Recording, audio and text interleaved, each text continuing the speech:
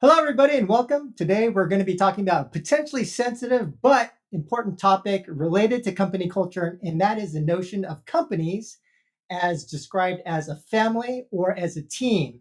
And recently, this concept was repopularized by startup CEOs like Coinbase CEO Brian Armstrong when he wrote, quote, as compared to a family where everyone is included regardless of performance, a championship team makes a concerted effort to raise the bar on talent, including changing out team members when needed.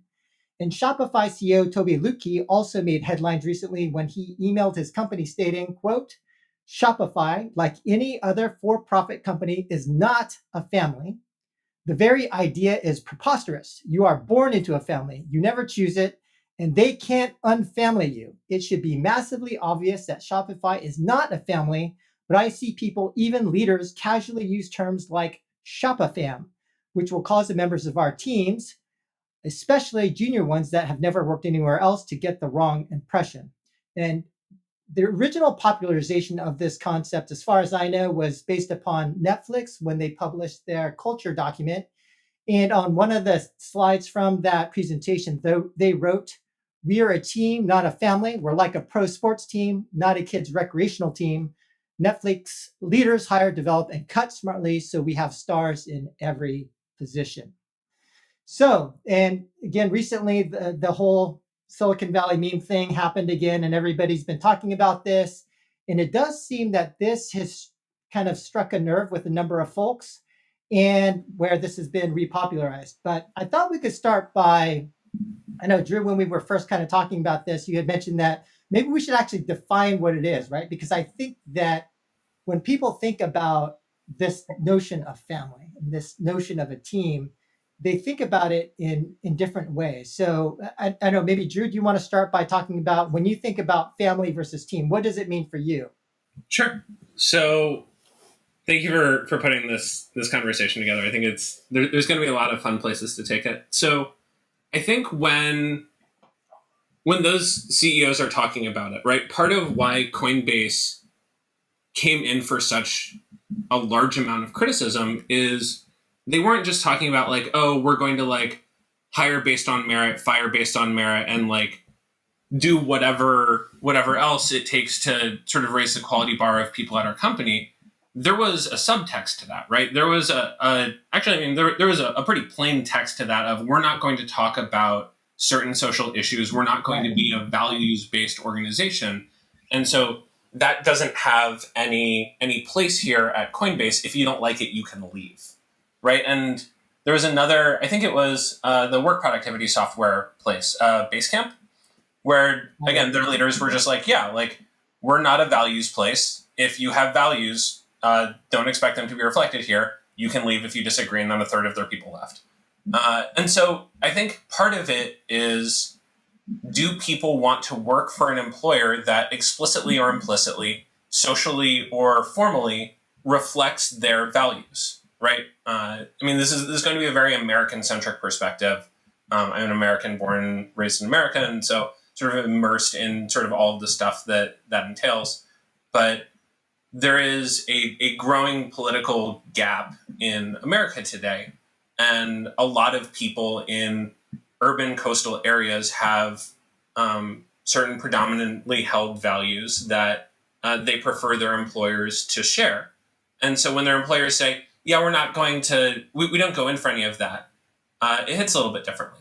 When employers say, yeah, we do go in for that, it matters to us and we consider it, right? Like even stuff like all of the work that organizations do or don't do on DE&I, right? Like that stuff matters. And I think that plays into discussions of team versus family, even if they're not coded as we're a team or we're a family.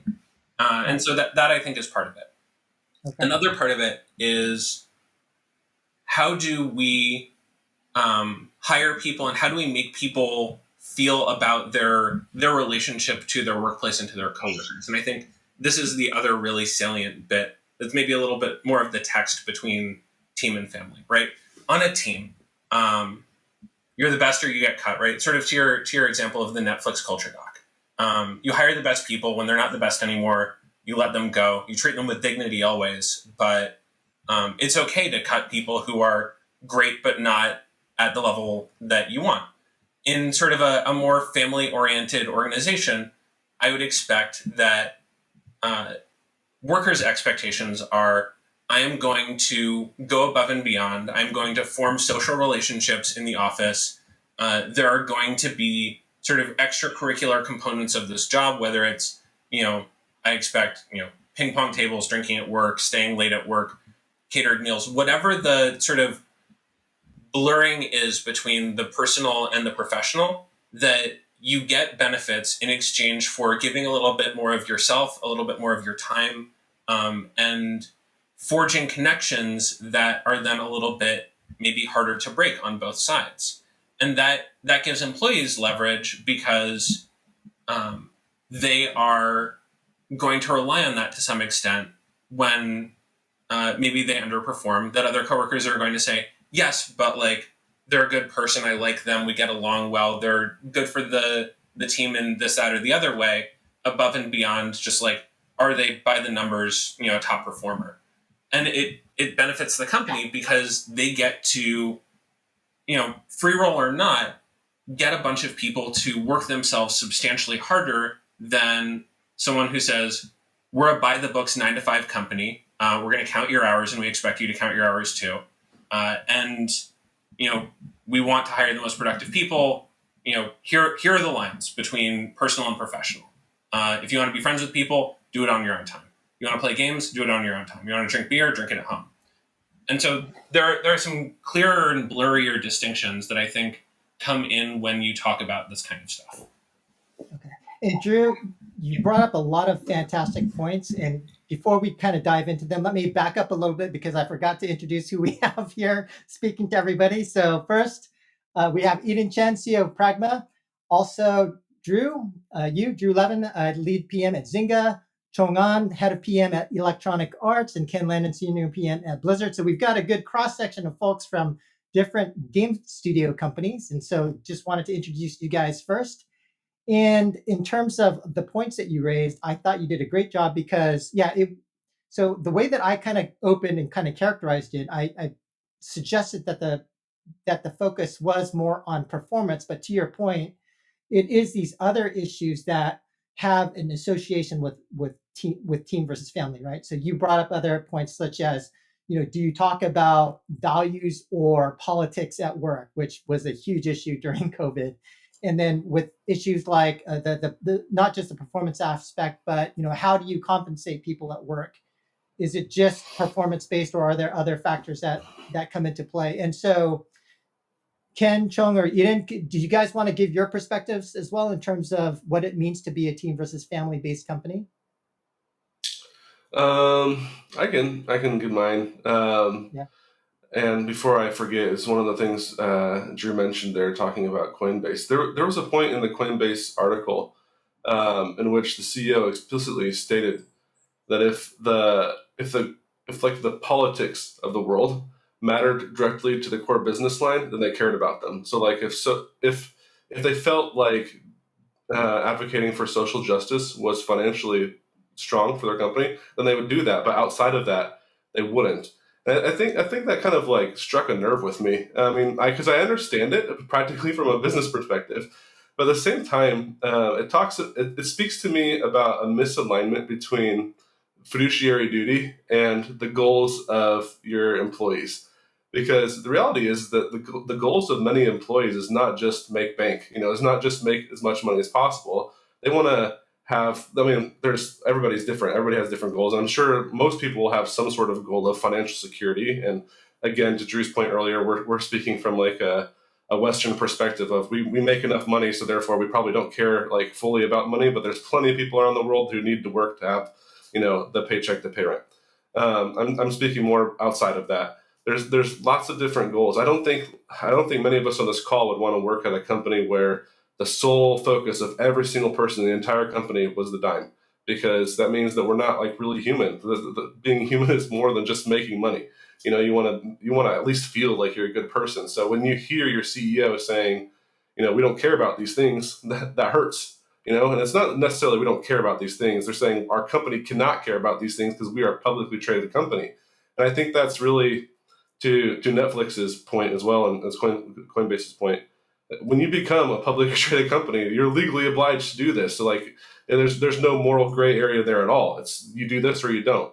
So my real thought here is now, what space is there to still allow family, structure in there, and levels of trust that I would assume a typical family structure would have.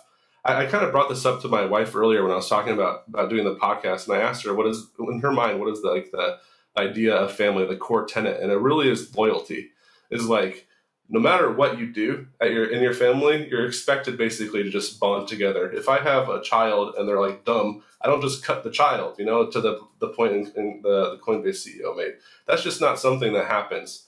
And, words matter. So when you have a CEO say, we're part of a family, if it's not really felt in the company, then you're going to just start losing trust. Every time you say that, everybody's just going to be like, oh, this guy's full of crap. We're just, over and over and over. It starts to feel disingenuous. So yeah, I think later on we'll talk about like where these types of things are appropriate, but in most companies, that we're all part of, it's just not appropriate at all to call it a family. And I actually do like the pro sports metaphor, because I can get behind that. I can get behind it because if you're in a company that has super high levels of trust, and everybody that's there knows that this is about performance. Like the people who work at Netflix know the system. They know the expectations. It's very explicit, and it's a high trust organization.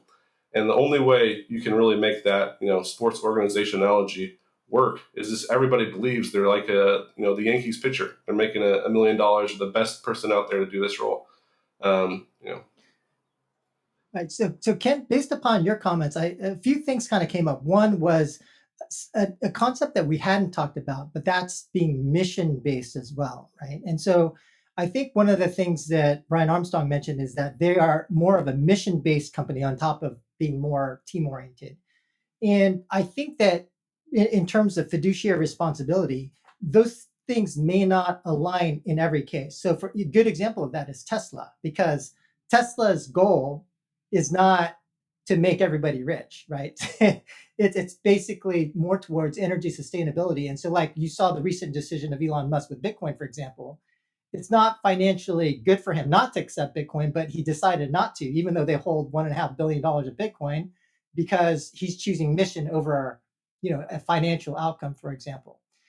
So the second thing I thought that you mentioned that was interesting is that, in terms of family, I'm not sure if it's entirely the case where you can't have a company where if somebody's performance is impacting the mission, where you wouldn't cut that person, right? And I don't know why, but kind of like this image kind of came to my mind where I remember the story. I think it was from this guy named Wayne Dyer, who had talked about the story in actually like Nazi Germany, where there was like a Jewish mom with a family, and they were trying to hide from soldiers, and her baby was crying, and she actually had to kill the baby so that they wouldn't be discovered. And so in that sense, you have a family, but you might have to sacrifice a member of your family for the greater good, for example. So I that was one other thing that kind of came to mind as you were talking. And I thought there was one other point, but I kind of forgot. So until I remember, Eden or actually, the other thing that I was thinking of was, in some companies, this notion of whether you are a team or a family-based company is clear, right? It's clear at Netflix what kind of company you are. Coinbase has made it clear. Shopify has now made it clear. And so Chung-An at Electronic Arts, is it clear? I mean, or maybe I should ask specifically about your company, or what are your thoughts? And is it clear for you at your company or at companies you've worked at, whether what the attitude or what the kind of orientation of the company is? So I won't speak about EA. I'll just speak generally, I think, about my experience. And I've been at early stage startups. I've been like employee number 3, 13, 33, so pretty early on. And I've seen them scale, pretty far, and, at bigger publishers like EA, Ubisoft, things like that, right? But what I think is really interesting is, I'm not sure if it's necessarily like, is one model better than the other? Because if you kind of take a step back, I mean, because I think Drew and I'm sorry, who was it? Is it Steve? Who said that earlier? Ken. Oh, sorry, Ken. I'm Ken. so sorry. Yeah, Ken. Ken. You guys are both saying something along the lines of. Don't worry about it. You guys are like blending, I think, a couple topics that I think are really interesting because, on the one side, you're talking about like, sports team and family, but then you're also talking about missions and values. And I think more often than not, the companies, regardless of what size you are, you have missions and values that you associate yourselves with. And so the evolution of that, in addition to like family or team orientation, it's not static, it's not binary, at least in my opinion. It's not a matter of like, is one model better than another? Because like, let's kind of take a step back and look at, let's say, when you're early stage, you're like part of a founders group. Maybe you're one of the co-founders, and you have like super early stage employees that believes in you, right? There's a lot of missions, values, like, things that draw you together, because at the end of the day, a business is a group, it's a community. And so you're trying to align yourself with the community that resonates with you. But at that early stage, are you writing down your like official company mottos and values all over the walls and so on and so forth? Probably not, right? Because very, very selectively pick these people to start a very difficult thing, which is to start a company. And you're holding yourselves accountable to that because you came together as a community to form a thing. And so at that early stage, could you say that they're more family like? Probably. But look at all the vectors that you had to think through in order to get to that state, right? You were very selective in who you chose to be part of that group and who you're inviting in, because every person at that point matters. But then let's say you fast forward, you started growing. Now your company is 100 people, 300 people, especially like, post COVID, like, in this era. Well, the idea of team then kind of starts to make a little bit more sense, right? Because how do you align that many people, that many, contributors without things like company values, having a certain perception about the role that they're playing? How do you, grow them? Because ultimately, if you're a business, what are you in the business for? Probably to, shape the world, have some monetary benefit, so on and so forth. So high level, I think it's very fluid based on the evolution of where you're at in the stage of your company, right? So if you think about it as a community, as evolution, I think there's a lot of things that kind of come out from that you have to be really cognizant of. And then the other part, I think it was Ken that you also said this, or maybe it was Drew, around like perceptions around like values as it relates to things that may not be related to the business mission, but maybe as a person I have certain values. If you take a look at a bunch of studies that got done, especially with the younger generation, I mean, I'm going to show my age here. I'm an old dude. So for like the younger generation of workers, millennials that are coming into the workforce, right? They have I think, a different expectation when it comes to employee employer like social contract, right? Like, so I think someone mentioned something along the lines of like loyalty. I think Ken, maybe you said something about loyalty, which I think is super admirable when individuals come into a company, they like the people they work with, they like the mission of the company, and they decide to stay at that company for 10 years, 15 years, whatever. But if you look at the whole new generation of workers coming into the workforce, what are they expecting? The young people are anticipating and expecting that they're going to go work for a bunch of employers, right? And they're going to be demanding and a pretty enriching experience at every stage along the way, because they want diversification. They want to experience a lot more things. This is like, I think, a 2016 like Deloitte report that they wrote about on this.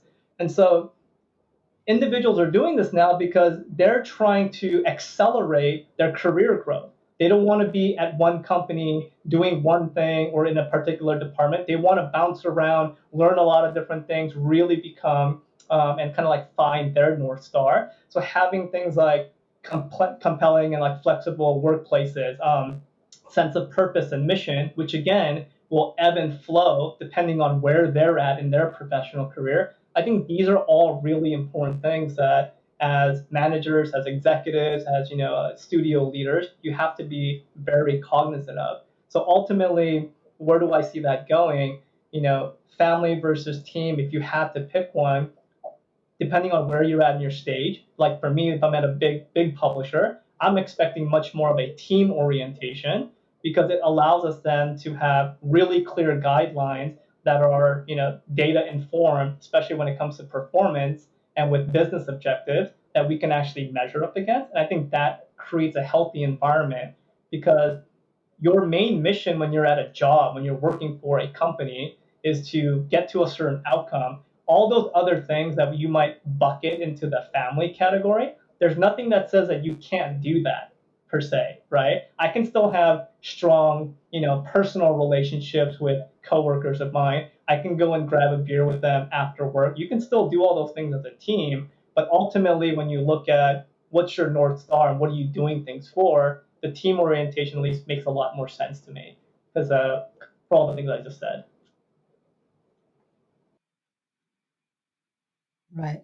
I think it's interesting when you talk about stage, Chong, because I think the other thing that maybe a slight nuance here is that if you are a big successful company, then you can act more like a pro sports team because you're bringing in pros and you're just kind of operating against people who are very experienced. But if you are a younger company or you're hiring inexperienced people and you have to train them, then it's a little bit, in my opinion, it's a little bit of a different situation. And I also think the pro sports team analogy is something I talked to you guys about before, is a little bit interesting though, because we have all these Silicon Valley tech nerds saying, hey, we should be like a sports team. But when you talk to some of the sports teams, they're like, join our family, right? So the sports guys are saying we're a family, and like the tech guys are like, hey, we should be like the sports guys, like a sports team. So it's a little bit interesting. And Eden, so you are the CEO of your own company. I think you've raised like, I don't know, $100 billion, and you're kind of establishing the culture of your company.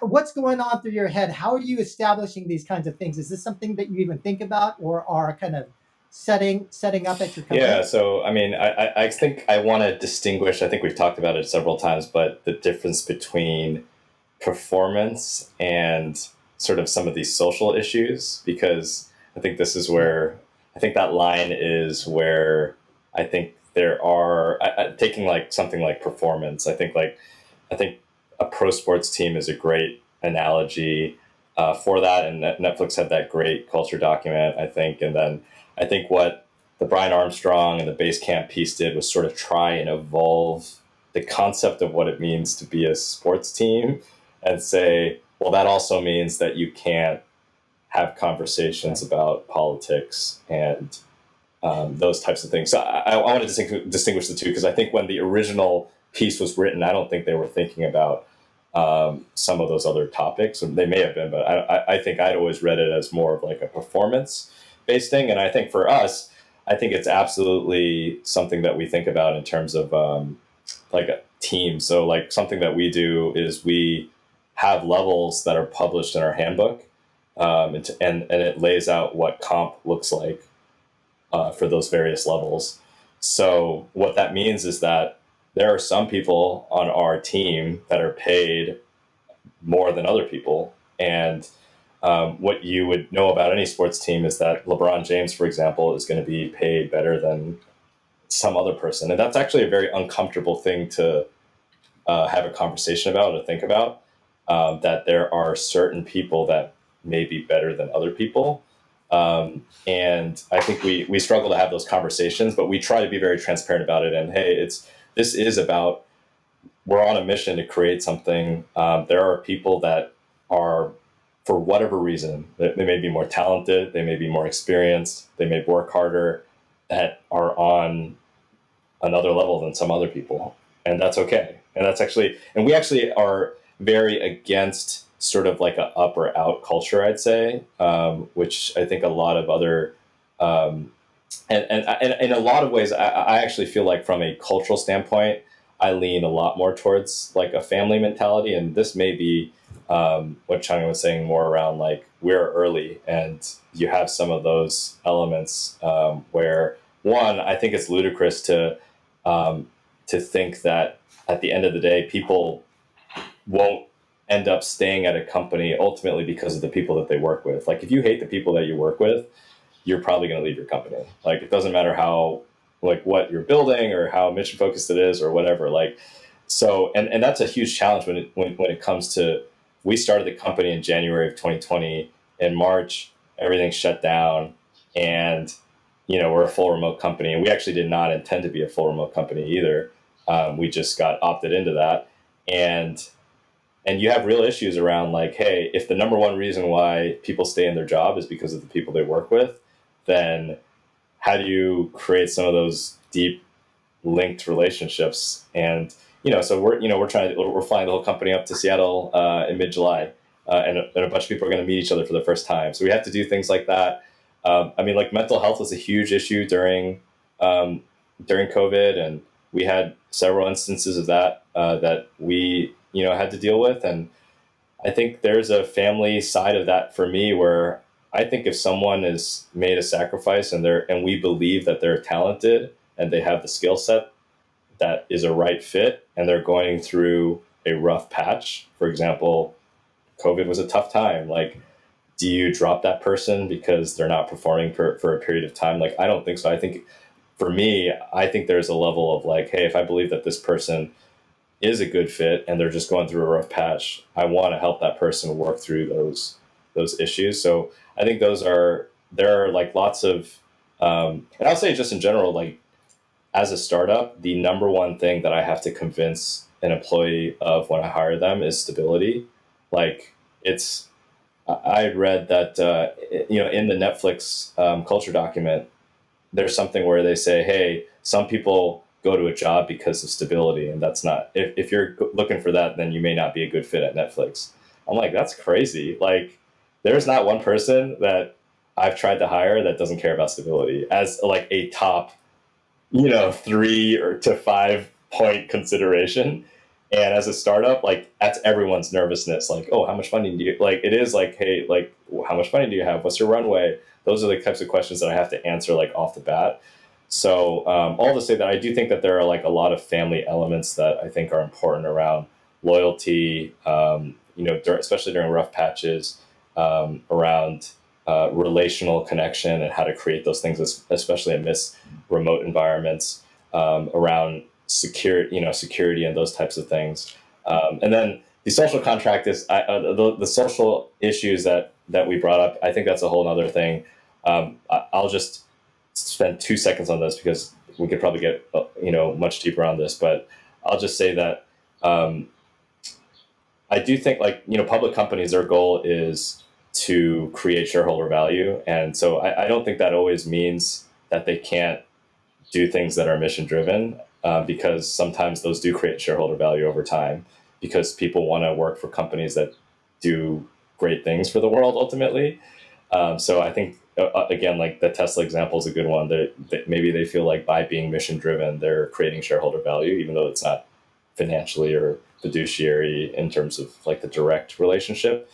But I think I think the big things that rub me the wrong way with the Brian Armstrong piece and some of the other pieces are around like giving people the ability to have those conversations. There are many, many examples, I'm sure, of like toxic, bad like conversations that happen in the workplace. So I can understand like maybe how they got to the point where they're like, we got to cut this off. This is crazy. But like people are going to have those conversations regardless. Like, and it's such a point of privilege to be able to come in and say, hey, we're not going to have conversations about racism. And like you have like whatever, somebody in your organization that's constantly facing, harassment, whether they be like an Asian American or African American or someone that's, going through something that's just crazy. They need there needs to be a place to have those conversations. And I think it's just such a privileged position to try to come in and say you can't have those conversations. And it's crazy to think that'll even discourage people and like not allow those things to happen anyways.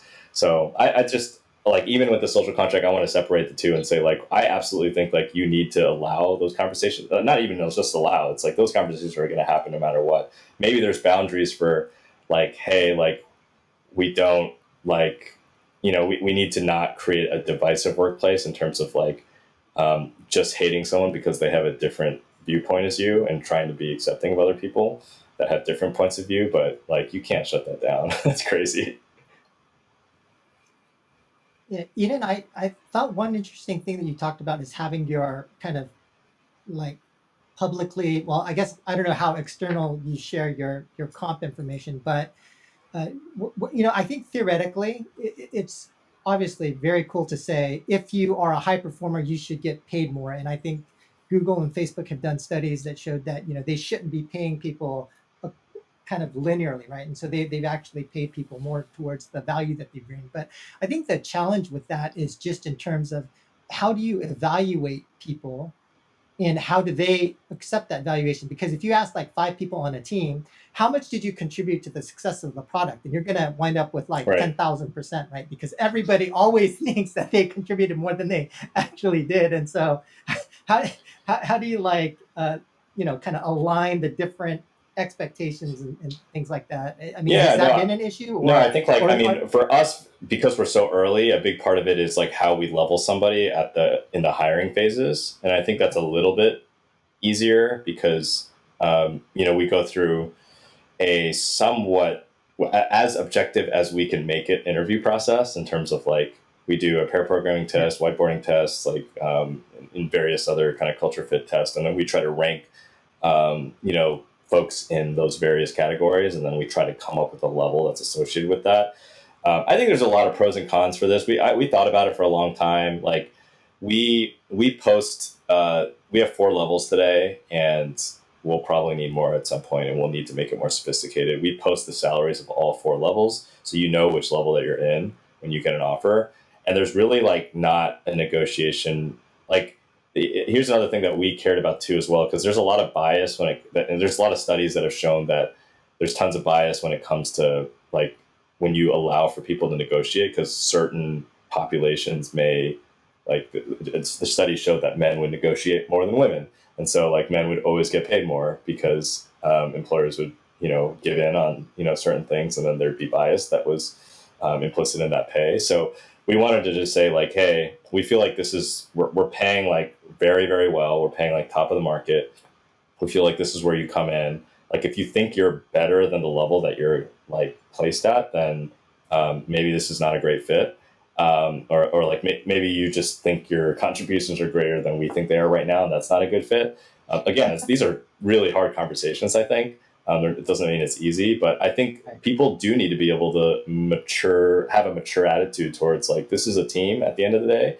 And there are people that are, going to be, more experienced or more skilled in certain ways. And that's okay. And it doesn't mean you can't come in and excel and jump levels.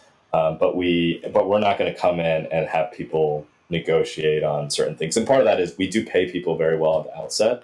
And like we did raise a decent amount of funding, and we're able to do that. And so we're not feeling like, but yeah, I mean, there's always like a level of like, yeah, of course people are trained to sort of say you should ask for more.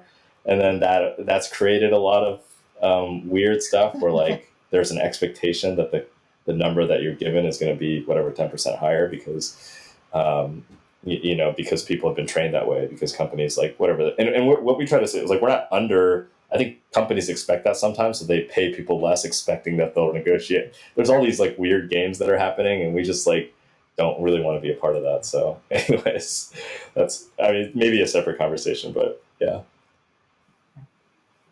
Any other comments before we jump to the next? So I had a few things that I heard in Eden's points that I wanted to touch on. So one around the point of evolving the sports team metaphor to touch on like we don't talk about values here. So very timely, actually, I watched the Playbook on Netflix over the weekend. Right, all 5 episodes are all incredible. First episode is Doc Rivers. Part of that episode is Doc Rivers on the Clippers when the Donald Sterling tape gets released. Donald Sterling tape, for people who don't follow basketball, just like owner of the Clippers saying some just like abjectly horrible racist shit about Magic Johnson and the woman that he's talking to, posting pictures on Instagram with him. Makes it very clear that he holds some amount of animus towards black people. And so it talks about how Doc Rivers, the coach of the Clippers, while they're like getting ready for a playoff game, is going to deal with this. And it's a very human sequence. that they talk about. And so I think that sort of gives the lie to the notion that you can't talk about values or you can't talk about social issues, when ultimately the result of that was the Clippers protested in multiple ways around that. Two, Donald Sterling basically got the NBA's version of a decapitation, like forced to sell the team. One of the only like major league owners in U.S. history to get pushed out of his league. And Doc Rivers talks about in that episode how he managed media attention to protect his team and keep the media spotlight on this owner that he wanted out of the picture. I thought that was an incredible story of treating his team as, I mean, if not like a peer team, certainly something closer to a family, right? Like the language he uses, the emotional sensitivity he displays is just like, I don't know how you look at that and you're like, oh yeah, no, just like heartless, only cares about performance. Like, of course he treats these people with an incredible amount of dignity and sensitivity. That's one. Two, talking about sort of margins and making money and fiduciary responsibility, especially with public companies, right? I work at Zynga, worked there for the last 2.5 years. A year ago, right in the middle of a lot of different political currents, Zynga announced a $25 million over 5-year pledge for a couple of things. I'm reading off of this VentureBeat article from a year ago. So the fund is directed to educational and charitable purposes over 5 years, increase D&I within Zynga and the games industry, and then touches on sort of what it's going to go into. But it's like Zynga's EBITDA is like $5 million a year against Zynga's EBITDA is like not around a year. This is a company that cares about margin, that cares about sort of our financial success and measures it in terms of annual revenues and profits.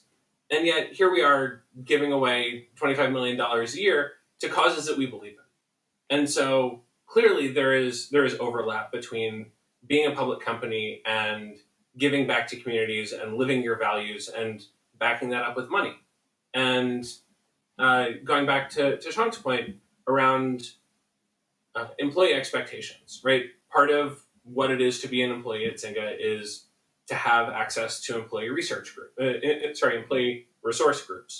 And so there are resource groups for the LGBTQ plus community. There are resource groups for the Asian American Pacific Islander community. There is an employee research group for the Black community.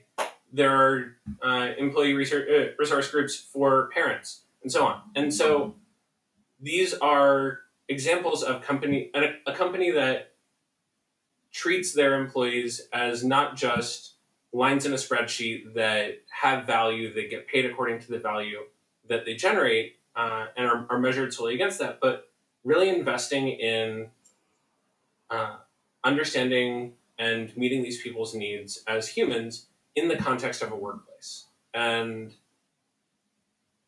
so whether or not you want to compare that to a sports team or not, it seems clear that there is some value being perceived by people far smarter than myself who've thought about this way longer than I have, where they're like, yeah, we can't just treat these people like cells in an Excel file. And so for whatever reason, and we can speculate on it, that is what many companies choose to do. I think that it kind of brings me back to something Joe said about athletes or sports organizations treating their athletes as a family. That's the messaging they give out. It's like once you start getting treated like a VIP, like you are the core essential person to the sports team. Once my pay band has been met, then everything else this is on top of that is just like VIP treatment.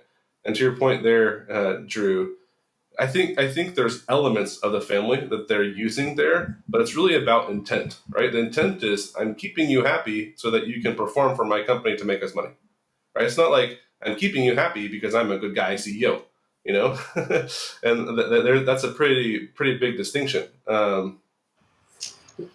Yeah, it just speaks to like the different ethics there. Yeah. And I do think that the right approach that Netflix is probably doing is, we're going to pay you well. You have to have money to pay people well, right? Like, not too many companies can pull off what Netflix is doing in terms of comp, giving everybody, instead of 200 grand in base and 200 in stock, they're just giving you 400 and letting you decide what you want to do with it. That's pretty nutty. Most startups can't do that. And I think that speaks a little bit to what Eden and Chong were saying. Like, there's also timing here. Timing is super essential. There's like two pivoting points that I see for if I'm going to call my organization a team or a family or what have you, or some combination of both. One of them is our goals. If I'm like a wood mill owner in like rural America or something like that, and the entire town is set up around my wood mill, then I have more social responsibility to my town to like operate as a family. And maybe people are only buying the wood from me because they see me as like the family wood mill, right? That's one like business model and goals and so on. The other side of it is really timing. Most startups, are two or three or four people, and they really have super close knit relationships. And sometimes somebody's has a bad month, and the startup, in order for the startup to survive, they just keep that person on because that person is the person that knows how to run this one bit of code. We're just like, we can't hire anybody else. We don't have any money to do that. But Netflix does. If you're not performant and you're not carrying the skills that they need you to, they will absolutely replace you because they have all these different systems built up over the years to allow them to do so. One quick thing I'll say too on the social stuff, because I remember after the George Floyd incident, we hadn't started for super long, and I was trying to figure out what to do, because everybody was to be transparent, like everybody was posting Black Lives Matter on their Twitter feeds and whatnot, right? All these companies, and I was like, oh, should we be doing that as well? And what I ended up doing personally was I said anybody that donates to a any type of Black nonprofit, and I listed a bunch of options that I thought were good organizations doing good work. I'll match it personally.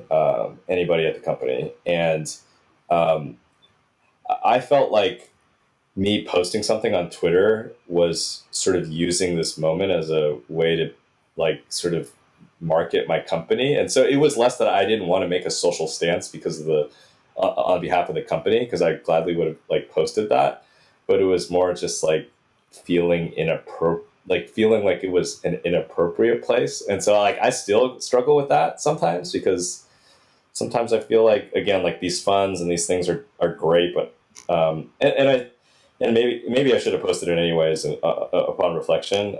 But it's just something I thought about, was like how much of this is just sort of like companies that are just like sort of patting themselves in the back and they're part of the problem, or how much of this is like earnest efforts to try to increase diversity in their companies, and actually what are folks actually doing. It's like I'd rather just like do things that actually contribute to more diversity at our company, as opposed to posting something on Twitter and feeling like, oh, I made a statement because I posted something on like a social media website or whatever. So anyways, there's just things that I remember thinking about. Maybe I could also ask you guys about, because when I kind of first posted on LinkedIn about like kind of the Tobi Lutke statements and things like that, I actually got a number of DMs from people, and some of the DMs were if they felt emotional. Like, of course, it has to be a team. Are you going to keep weak people on? You're going to fail if you like. It was so like angry, which made me kind of feel like there's something more there. And it made me think, why do people? And, the post actually, relative to other posts that I have, got a lot of views. And so I thought, why do people care so much? But it does seem like this specific issue around team versus family, as I mentioned before, strikes a nerve with some people. They feel it's important. And kind of like the way that I thought about it is that when you think about your company as a team or a family, work is where you spend a lot of your time. and work is kind of an extension of yourself. So it felt like maybe the reason why people are getting so angry about this is because to some degree, it's also a reflection on themselves, right? So when you say my company is a team oriented company or a family oriented company, it's saying something about you as an employee as well, maybe. And it was, and to some degree, it felt like some of the folks that were DMing me really felt like there was only one way. And I use this analogy a lot, and I also use it in some of our Slack messages where I'm like, why can't there be vanilla and chocolate, right? Why can't one company you can talk about values, another company it's all performance based, another company there's another friend of ours, Brett Novak. He wants zero social at his company, right? Like you just only talk about work and you go home. But like, so I wanted to ask you guys, what do you guys think? Why do you think that, this specific concept strikes a chord with so many people in a very potentially personal and emotional way? And, and why can't we have a lot of different flavors and a lot of different kinds of companies? But any thoughts on that, guys? I was going to basically elaborate just on, Joe, your point around meritocracy and sort of identity, right? Like everyone loves to see themselves as a winner in a meritocracy. Everyone loves to see their successes deserved. Everyone loves to make excuses for their failures. And so if you just follow the logic of, I work at a meritocratic company, I'm successful, my identity is tied to that, then I am successful and I deserve whatever comes from my success.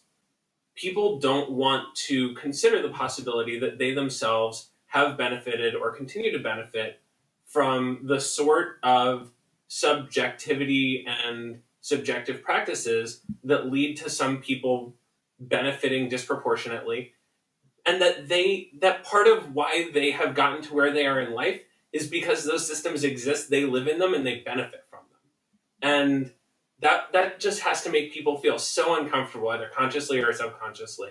They're like, of course you only hired the best people. I was hired, that makes me the best. And so like, it's a way of not confronting cognitive dissonance. Anyway, sorry, go on, John. No. I think it's an interesting point.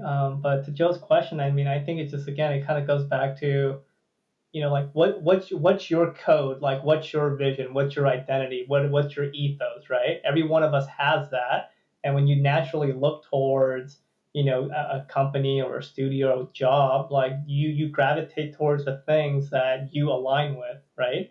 And so if you're getting messages like that, which is crazy, by the way, that you're getting such a virulent messages like that, but to some degree, it makes sense, right? It's just like, like if you're a Clippers fan or you're a Lakers fan, they're going to hate each other, for X, Y, Z reasons, right? I think it's very similar because people have a, strong preference, a certain learning and certain experience by being part of a family or a team, and they've seen, results, or maybe they haven't seen results, so they're going to lean heavily towards one way or the other. But, ultimately, I think what's interesting about the conversation is that some companies have come out and just stated, like, we are this way. They've taken a stand. How many companies have you guys been a part of, or you've been exposed to, where you're not sure where they're at, right? They come up with some Frankenstein version of it, which is totally fine because they found a way to make it work, right? Other companies are more family oriented, I suppose, and maybe they work as well. But I think historically, if you take a look at whether it's within the gaming industry or other industries outside of that, who are like the Fortune 500 companies? How much rigor and discipline and, like values and professionalism, all that stuff, how much is that is there where your organization's kind of like purpose, using metrics for, performance driven, standards, like a certain, employee expectation, like all of these things are usually set very well, and it's reinforced and disciplined into their workforce, and it's easy, quote unquote, because it's just part of, that's the kind of people they want to attract. And usually I find, at least in my own experience, when you have individuals coming in because they think they want that, they join the company and then they find that, hey, professionally and personally, those values don't align, it's not saying that you're a bad person or whatever. It's just culturally you didn't align. You're not part of the team or the family, which I think is really the interesting part of it. And it also goes back to, I think, a comment that Eden, like the anecdote that you were providing around, you had someone that might have been like underperforming, maybe they were sick or whatever the case may be, within your own company, and like, do you let them go? Probably not, because to me, like, I think when you're part of a team, you can do all those things too, right? I don't think that necessarily because you're team oriented versus family oriented, you can't do a lot of the things that we associate with, family oriented companies. I think a lot of those values do exist in companies. And to Drew's point, like, Zynga's doing all these things with diversity. Although, again, like, not to go too deep into that, like, they're making efforts. I know EA did that with, all the funding that they've done across all these different groups for racial injustice and so on and so forth. But I think good companies recognize that there are certain characteristics that you have to have because we are a collection of people that build a community, which is the company. But at the same time, I think companies that really know what they're getting at, they have like, certain factors that are just, very tangible. And, people that align to that succeed well in those organizations versus others that don't.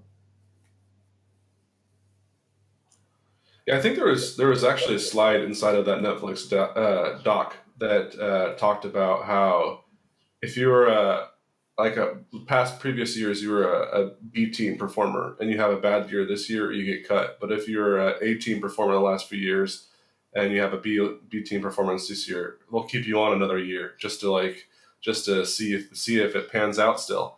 And similar in sports, your pitcher blows out his elbow or something and has to get a surgery. You're still you're gonna make an evaluation at that point. Like how long is this guy gonna be out for? Do I need to keep on paying his paycheck? He's gonna come back and pay dividends afterwards. So you can have that team like atmosphere again with the goal that this person is gonna get healthy and pay us, pay dividends later. They're on a bad contract, then you're stuck with them, even with the injury. Yeah. No, I'd say I think part of the reaction is just the craziness of the last 8 years too. I think with Trump and just the antics and ridiculousness of how much he was in the news every day and all the trauma that results from seeing that guy constantly spit poison, I think is a part of it, because I think probably what happened is like at all these companies, everyone's talking about this stuff because it's in the news constantly, and at some point, whatever, Brian Armstrong and DHH was like one of the guys that was like the most vocal. Like, it's shocking that he would come out and put a piece out like that because he's one of the most vocal social guys out there. And I'm sure it's just like, it's a huge distraction. Like, I get the reasons why they probably put those things out. I don't agree with them. I just think like there's probably just such a reaction because like we've just dealt with 8 years of nonsense. Like, I think everyone's just burnt out. Like, probably those people should have thought about it more before they posted those. Maybe they should have tried to do some conflict resolution before being like, we're going to stop talking about this altogether or whatever. But I'm sure I feel like a lot of it is just like we just went through a crazy 8 years and people have PTSD. Like, I'm so glad that Trump is not in the news right now, and I think it's healthy for liberals, conservatives, everyone, like, to just like chill and like allow there to be some more normal discourse and stuff. So I don't know. I think some of it is just like the times, I think, of what we just experienced. Good news, bad news. It was 4 years. Oh, sorry, Jiro. Oh, sorry, dude. I felt like 8 years. It felt like 8 years. Sorry. Yeah, thank God. No, I was just going to say, I think it's interesting though that the authors of those pieces, like, they had to resort to like publicly saying it in that way, like, because to be fair to like, I think individuals when they're in the spotlight in that way, right? Like, we don't have the full context. And I know it's easy to kind of like look at them and, but to your point, I think if you're really being empathetic about their situation, how crazy must it have been at their companies respectively, for the top guy to come out and be like, stop, right? Like, we're not going to do this. It's distracting, whatever, whatever. And I think that also goes back to, like, foundationally, right? How did the company sort itself out as it evolved over time, right? Because, like, let's say, like, before Coinbase or whatever went public, and like as they're growing, like their values, their missions, what kind of company they are, like what's the objectivity. If that was really distilled into the company, I don't think it would have gotten to that level of explosion, right? Because if you go to most companies and you ask people, like I challenge you guys to go to your companies, grab a random person, especially a new one, and be like, do you know what the company values are? Do you know what the objective of our whatever business that you happen to be in? I bet you like 7 out of 10, or maybe even higher, people won't know it, right? And so, like, to me, I think it's a lot about reframing like what you need to do and how much attention you need to put into things like this, because it's easy to have, like, I think, discourse around like family team, hybrid models, what have you, but ultimately it really comes down to, as like managers and leaders of the company, like how you communicate all of that stuff out versus talking about it in some corner and then all this stuff happens and then you explode and have a incident like that, right? But anyway, I think you guys get my point. Yeah. But John, I think you raise a good point, and maybe this is the next topic that we should discuss, which is, I think you're right, and you spoke earlier about at a lot of companies, you don't know what the explicit policies with respect to whether it's values, although I think increasingly more companies are being explicit about values. That's just, ever since Ray Dalio, that's just been kind of a trend. But in terms of team versus family, how important do you guys think it is to have the specific company policy or orientation towards whether it's being team versus family or mission-based things like that? What do you guys think? Maybe I'll just do a quick anecdote. Is that we as a leadership team went through this book called The Advantage that I really enjoyed, and it makes you write down your mission, your values, your strategic objectives for 3 months, 12 months, so that like basically everyone could get aligned. Again, we're a smaller company, so it's a very different context, I think, than some of the others. But every single Friday, we go through our what's called a playbook, and it goes through our mission, our values, our core values, our strategic objectives, our 3-month objectives, 12-month objectives, etc. And so everyone knows for the next 3 months, this is the most important thing that we're doing.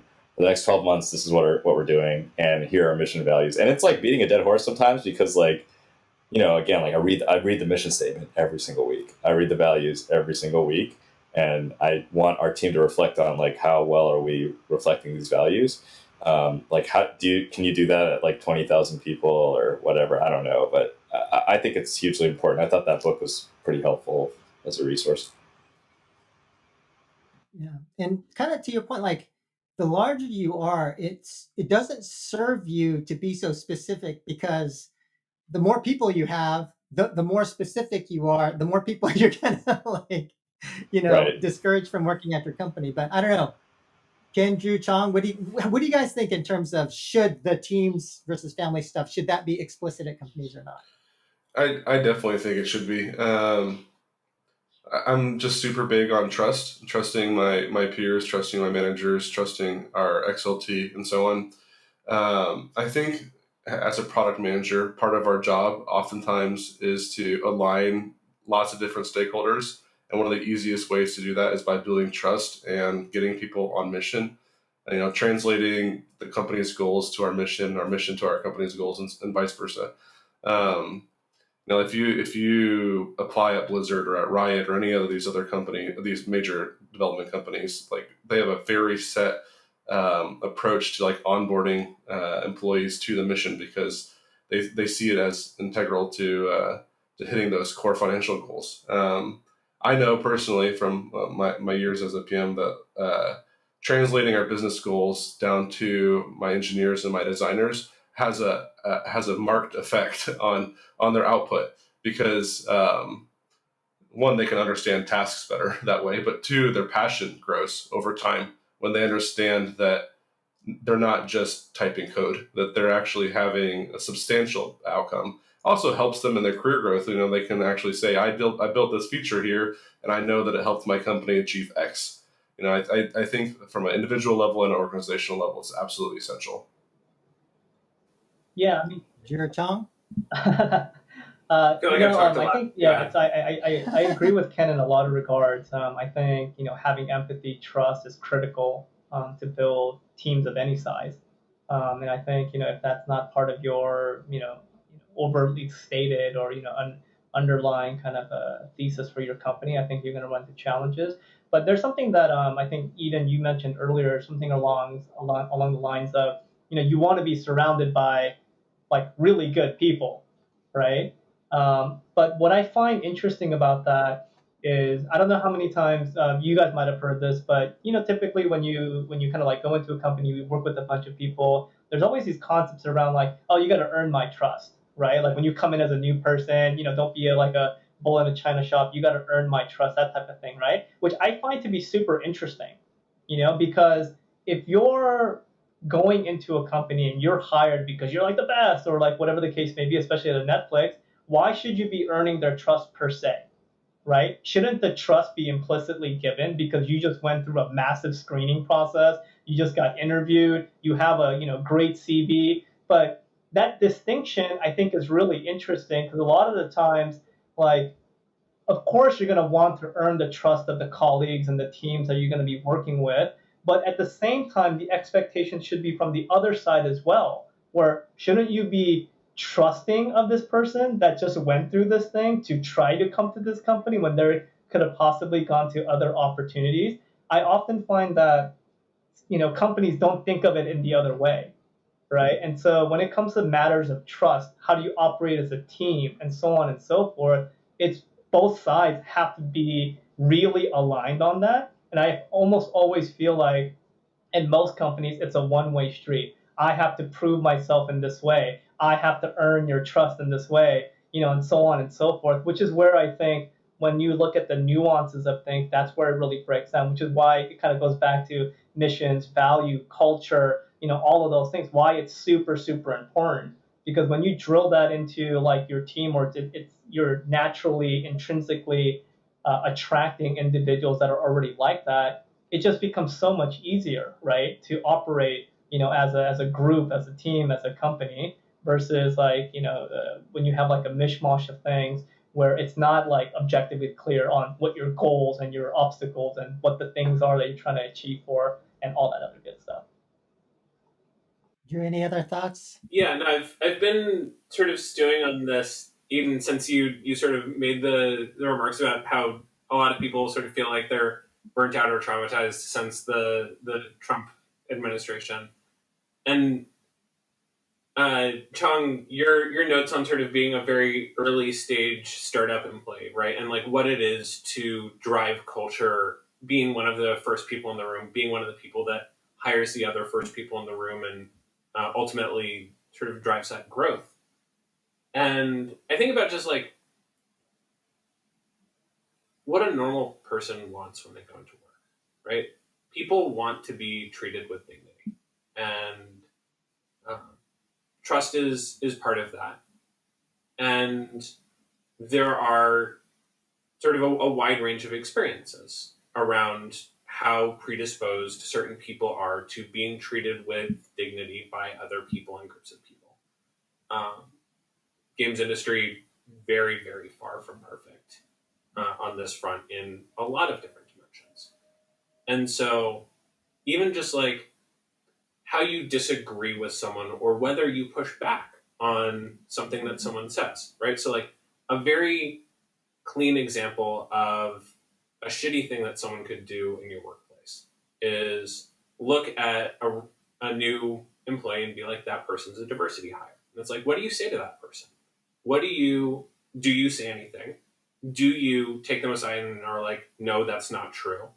Do you attack the root of why this person believes that people with different demographics than themselves don't deserve to be here, right? Do you defend that person's dignity and reassure them that they belong in your workplace? How you handle those situations and how you drive your values through recruiting, through employee retention and treatment, through conflict resolution is a big part of that. And that's part of why I keep coming back to it is, yeah, you can talk about wanting only the best people, but also part of wanting to work somewhere as an employee is feeling good about and trusting to all of your points, the people that you interact with on a daily basis, and feeling that trust come back to you. And when you don't get treated right, that becomes hard or impossible. And those structures and the people who make decisions within those structures and the people who hire the other people who are ultimately going to make decisions about whether to address that conflict, whether to sort of reprimand that person, remove that person from the workplace, all of that comes from your company values. And just because you say we don't have any, our company values are making money, you're just signing that job over to someone else. Someone else is going to make your company's culture for you. Whether or not you agree with it, whether or not you tolerate it, who knows? But by saying that's not my job, you're not saying that won't exist. Of course it exists. Of course there will be social dynamics at play in every conflict orientation, conflict-oriented situation. How you deal with that conflict, what you choose to prioritize, right? Also a PM, also big on priorities. What you choose to prioritize in a situation with trade-offs says a lot about what you value, who you are, and what you think is important.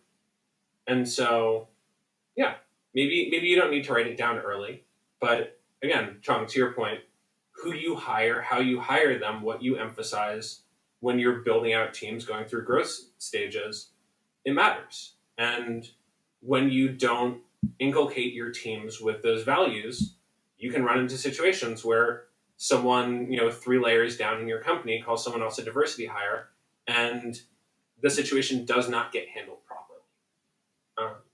And that's a company problem, and that's a human dignity problem, and that's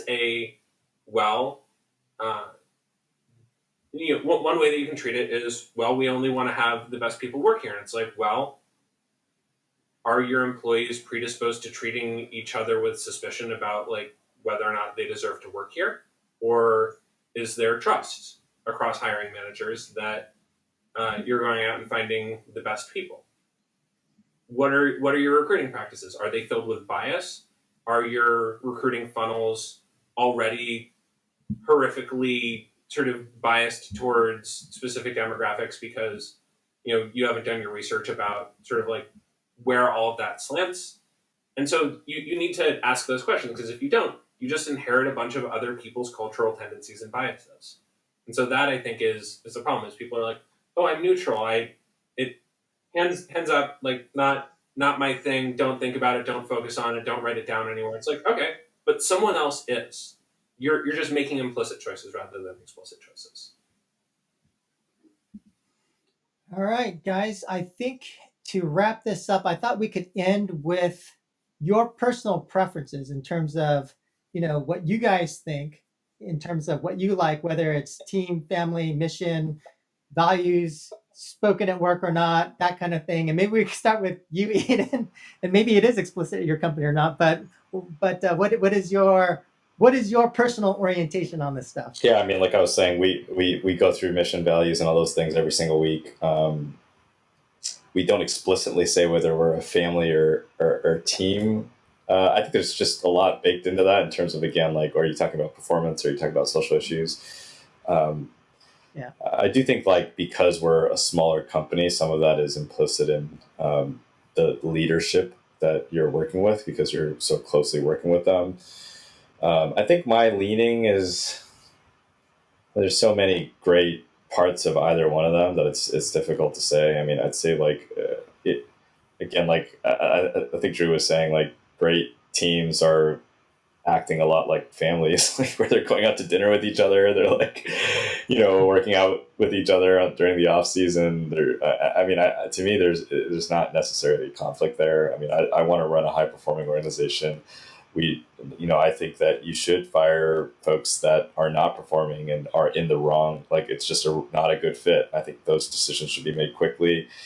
At the same time, like, I want close friendships with the people I work with. Am I going to be like I don't have a best friend at work necessarily, but we do exercises every week as a team where we encourage people to open up about themselves, and different people have different comfort levels there, and we try to let people know that it's okay to, you know, be more transparent or less transparent. It's just whatever you're comfortable with. But the reason why we have those at all is because we want people to create bonds with each other, because that is a core reason why people show up to work.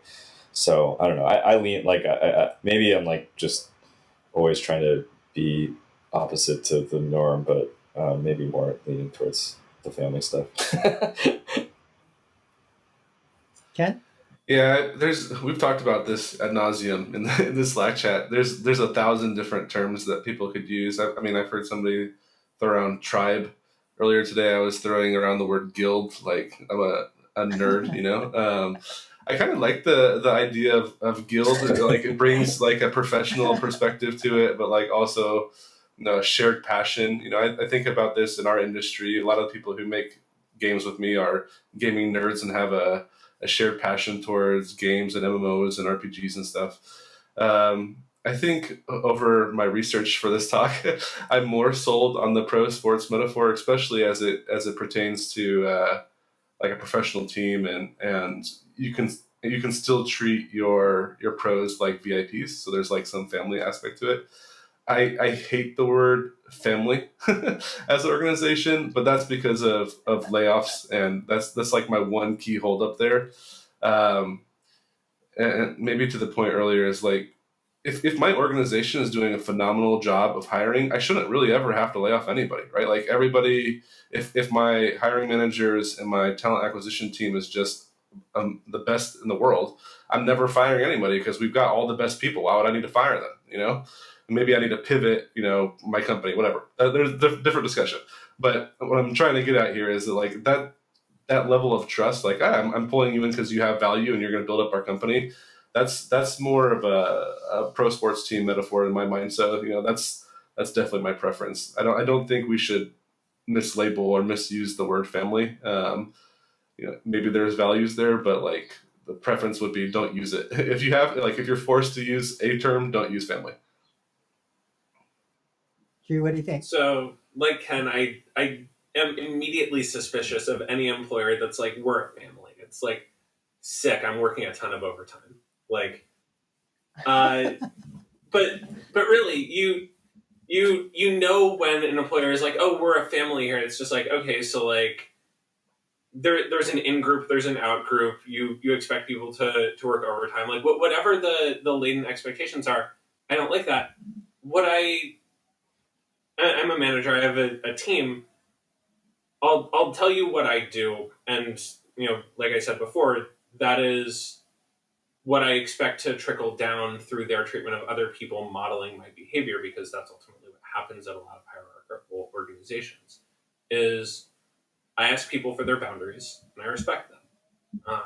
I tell people, look, here is my expectation. You work hard. You create value. You do that using however much time you want to in a week. If you would like your career to progress faster, then you'll probably spend more time working or thinking about work, because ultimately part of growth is investment of time into a thing. Mastery works pretty similarly across a bunch of different categories. You can't be amazing at something while spending an hour a day thinking about it. But if you want to work 8 hours a day and you get your stuff done, I'm not going to message you and demand a response at 8:30 p.m. Do your thing. If you want to work a bunch, I'm not going to stop you. That's going to be your choice, though. And so people get to set and have their boundaries respected. And then as humans, they should be able to show up and expect and return dignity in interactions. And that has a lot of different dimensions. I've touched on a bunch of them.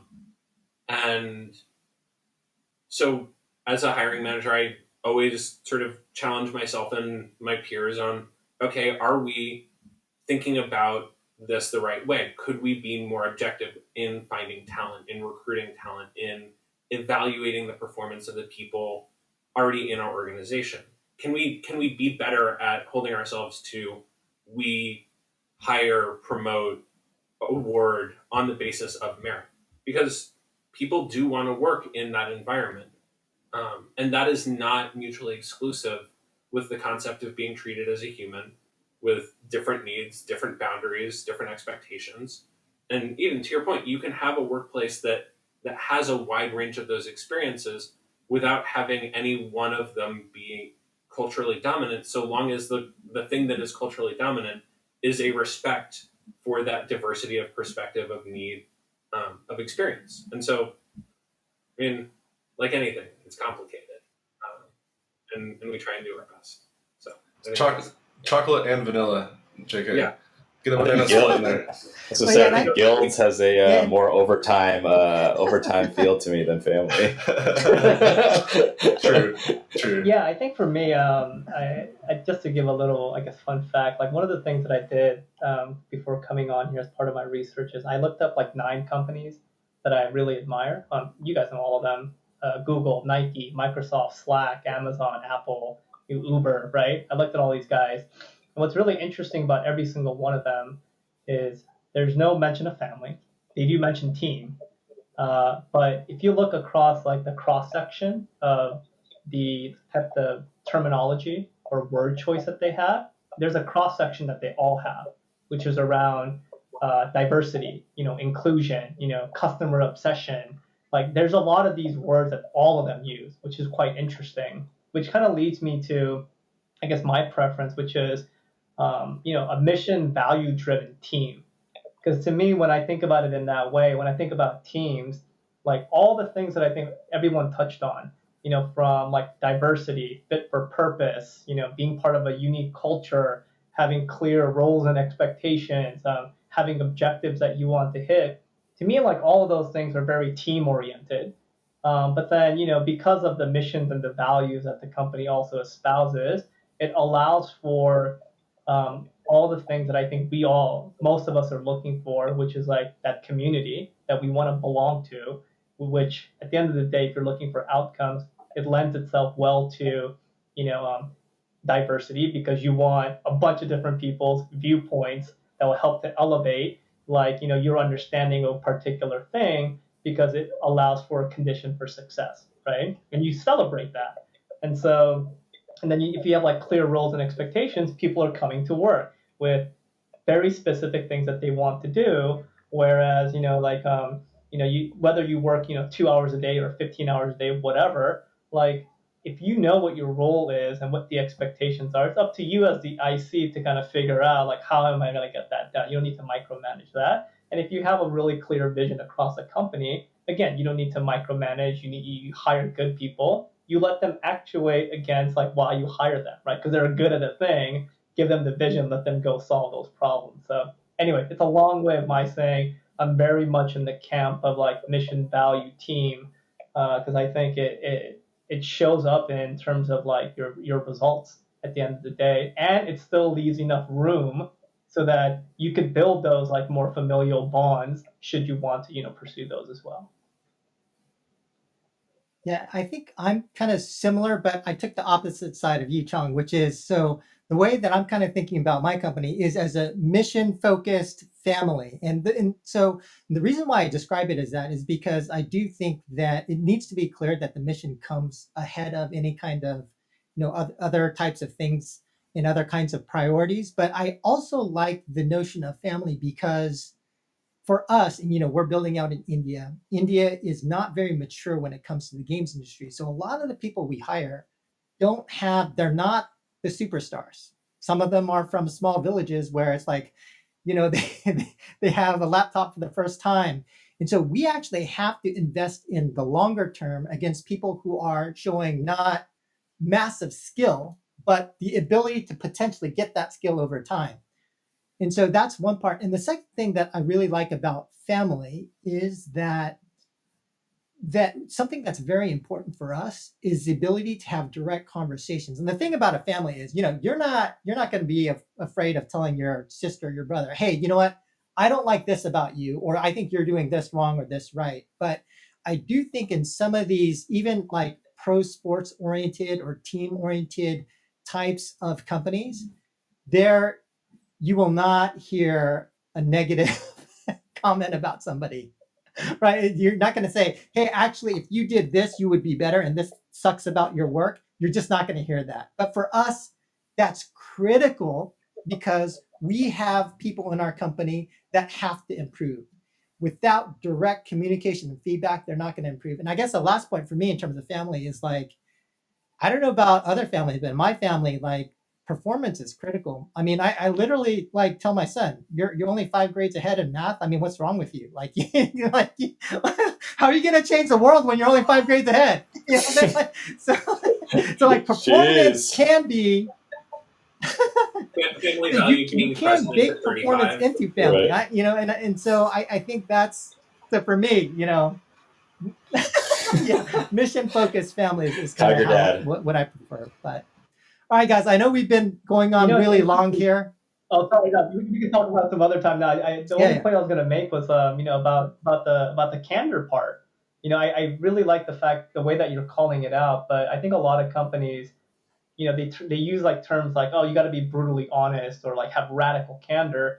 But I think what a lot of people forget, like I think their intention is good when they say things like that, but you can be honest without being brutal or super radical about it, right? And I think, to your point, more often than not, especially when you're a manager, if you can't deliver, both positive comments and criticism, to the individuals that you manage or even your managers managing you, if you don't have that relationship, there's something already wrong there, which I think goes back to like the root of the company, the mission, the values, how you communicate. Because like if you can't have that dialogue, everyone's failing in that value chain, right? And so it's really interesting how you took the other side of it though, because of the way that you described it. But I almost feel like that's something that can live on both sides. I think if you're a really good team, like a Doc Rivers type, he's gonna tell you when you screwed up, when you should have set that pick or whatever in a team structure. But I can see the argument on the family side as well. It's super interesting the way that you're thinking about that. Yeah, in our company we call it, like direct feedback with respect. Like we always add that second part to make sure that it's not just being an asshole, right? Like you deliver the feedback, but you deliver it in a respectful way. But Doc Rivers has been had a rough patch coaching, guys. Trust the process, man. Trust the process. To Netflix's point, they do have a slide in there that they talk about candor, and they mentioned in there that their SLT has a stop, start, continue prompt where they tell people start doing this, stop doing that, and continue doing this other thing. Yeah, I mean, we've started doing that, the start, stop, continue feedback. And I think it's a really, really good format. But all right, guys, thanks for your time. Are there any last thoughts, messages before we close this out? Anybody? All right. Well, thanks so much, guys. I actually thought this was a great conversation. Definitely a lot more nuanced. Like, you see a lot of stuff on social media or people posting. It's just simply very simple takes. But I thought the level of depth that we kind of dove in here was great.